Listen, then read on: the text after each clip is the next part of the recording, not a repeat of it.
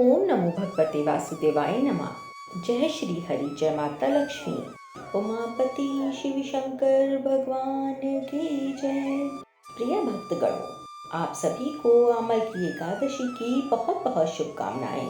श्री हरि और माता लक्ष्मी की कृपा आप पर और आपके परिवार पर हमेशा बनी रहे और आपकी सभी मनोकामनाएं भी पूरी हों।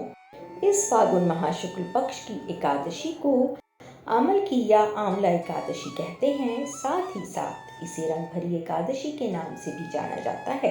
आज के ही दिन भगवान विष्णु लक्ष्मी माता के साथ आंवले के वृक्ष में निवास करते हैं और भगवान शिव माता पार्वती का गौना करा के इसी दिन काशी आए थे और इसी दिन हर्षोल्लास के साथ होली खेली थी, इसलिए इसे रंग भरी एकादशी भी कहते हैं। यह तिथि बहुत ही विशेष मानी जाती है क्योंकि केवल इसी एकादशी पर भगवान विष्णु और लक्ष्मी जी के साथ साथ भगवान शिव और माता पार्वती तथा आंवले के वृक्ष की भी पूजा की जाती है।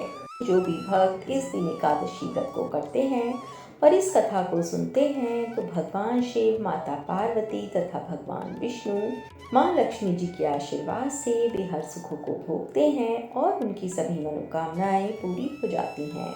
धन वैभव आता है और अंत में वैकुंठ धाम की प्राप्ति होती है। तो आज मैं आपको बहुत ही सुंदर आमल की एकादशी की बड़ी ही दुर्लभ तथा पौराणिक कथाएं सुनाने जा रही हूँ। अगर आप कथा सुन रहे हैं तो पूरी सुने, बीच में अधूरा छोड़कर जाने की गलती बिल्कुल ना करें, वरना आप पाप के भागी बनते हैं। भक्तों, कथा को बड़ी ही श्रद्धा तथा प्रसन्न चित्त मन से पूरा सुने। बोलिए विष्णु भगवान की जय, माता लक्ष्मी की जय, आंवला देवता की जय। एक बार अर्जुन ने भगवान श्री कृष्ण से कहा, हे दुखियों के दुख को हरने वाले, हे जनार्दन, आपने मुझे अनेकों एकादशी के व्रत कथा को सुनाया। अब आप मुझे किसी ऐसी एकादशी कथा को सुनाइए जिसे करने और सुनने से सबका कल्याण हो और स्त्रियां अखंड सौभाग्यवती हों और सभी मनुष्य अपने परिवार के साथ सुखपूर्वक जीवन व्यतीत करें तथा मोक्ष को प्राप्त हों। तब भगवान श्री कृष्ण बोले, हे अर्जुन, तुम मेरे प्रिय हो। फागुन मास के शुक्ल पक्ष में पड़ने वाले सभी व्रतों में उत्तम और अंत में मोक्ष प्रदान करने वाली एकादशी का नाम आमल की एकादशी है। इस व्रत को करने से समस्त पाप नष्ट हो जाते हैं। इस व्रत का फल 1000 गौदान के फल के बराबर होता है। व्रत को करने वाले अंत समय में विष्णु लोक को जाते हैं। अतः मैं तुमसे एक पौराणिक कथा का वर्णन करता हूँ, सो इसे ध्यानपूर्वक सुनो। पुराने समय में एक कुष्ठ रोगी महिला को गंगा जी ने फागुन मास के शुक्ल पक्ष की आंवल की एकादशी के दिन आंवला वृक्ष की पूजा करने तथा आंवले का सेवन करने की सलाह दी थी। इसके बाद महिला ने इस तिथि को आंवला वृक्ष का पूजन कर आंवला ग्रहण किया था और वह रोग से मुक्त हो गई थी। इसी संदर्भ में ये कथा है। एक राजा था, उसने प्रण कर रखा था कि वह रोज 1.25 मन आंवले दान करके ही खाना खाएगा। वह रोजाना ऐसा ही करता था, इससे उसका नाम आंवलैया पड़ गया। एक दिन उसकी बेटे बहू ने सोचा कि राजा इतने सारे आंवले रोजाना दान करते हैं, इस प्रकार तो एक दिन सारा खजाना खाली हो जाएगा। इसलिए बेटे ने राजा से कहा कि उसे इस तरह दान करना बंद कर देना चाहिए। बेटे की बात सुनकर राजा को बड़ा ही दुख हुआ और राजा रानी महल छोड़कर जंगल में जाकर बैठ गए। राजा रानी आंवला दान नहीं कर पाए और प्रण के कारण उन्होंने कुछ खाया भी नहीं।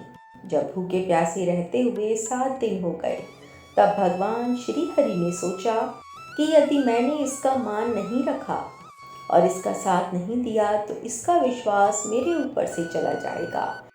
इसीलिए भगवान ने जंगल में ही महल, राज्य और बाग बगीचे सब बना दिए और ढेरों आंवले के पेड़ भी लगा दिए। सुबह राजा रानी जब सोकर उठे तो देखा कि जंगल में उनके राज्य से भी 2 गुना राज्य बसा हुआ है।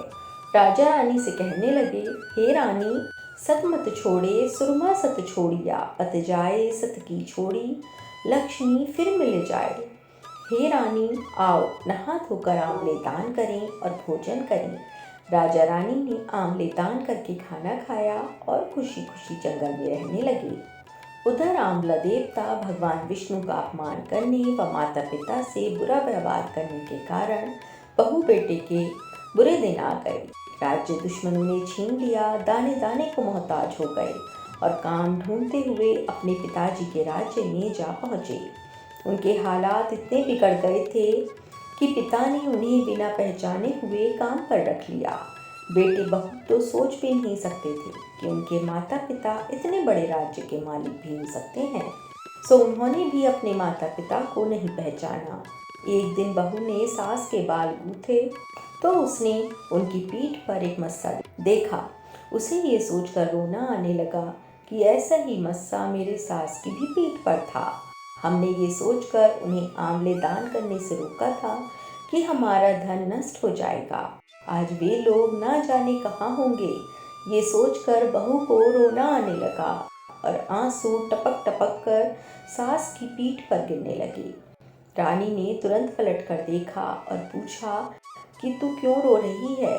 उसने बताया कि आपकी पीठ जैसा मस्सा मेरी सास के पीठ पर भी था। हमने उन्हें आंवले दान करने से मना कर दिया था, इसलिए वे घर छोड़कर कहीं चले गए हैं। तब रानी ने उन्हें पहचान लिया, सारा हाल पूछा और अपना हाल बताया।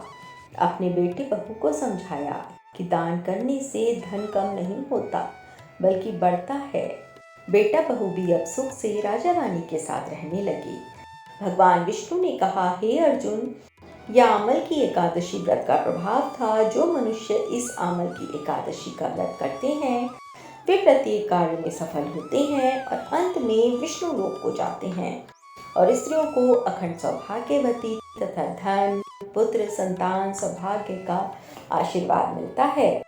तो बोलिए विष्णु भगवान की जय, लक्ष्मी माता की जय। बोलिए शंकर भगवान की जय, माता पार्वती जी की जय, आंवला देवता की जय, समस्त देवी देवताओं की जय। प्रिय भक्तों, आप सभी को आमल की एकादशी की बहुत बहुत शुभकामनाएं। श्री हरि और माता लक्ष्मी की कृपा आप पर व आपके परिवार पर हमेशा बनी रहे और आपकी सभी मनोकामनाएं भी पूरी हों। भक्तों, अगर आपको हमारी कहानी पसंद आई हो तो वीडियो को लाइक करें, शेयर करें, चैनल को सब्सक्राइब करें और कमेंट में ओम नमो भगवते वासुदेवाय नमः, जय श्री हरि, जय माता लक्ष्मी अवश्य लिखें। राधे राधे।